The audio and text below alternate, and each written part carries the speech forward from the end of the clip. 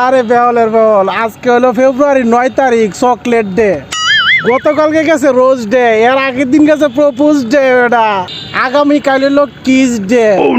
14 তারিখ হইলো Valentine day, মানে ভালোবাসা দিবস। কি শিখছস বেটা? বিনাশটা তো করে আছি। এই তাহলে আবার তো স্যারে আমারে করাইছে না। তাহলে আবার স্যারের আমি অনেক ফোন দিতেছি, দিয়েছে না স্যারে কি কয়? হ্যাঁ হ্যালো স্যার।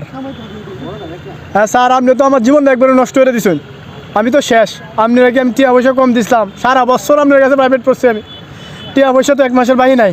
আমি তিনটি স্কুলে আইছি, লেখাপড়া ভালো করে করছি, সোহাল বিয়াল প্রাইভেটে বসছি, আপনার টিয়া পয়সা সব ক্লিয়ার করে দিছি। তাহলে ব্যাগ তাই যদি আপনার কইরা তাহি আর দিয়া তাহি, তাহলে আমারে আপনি এইটা হরাইছেন কে?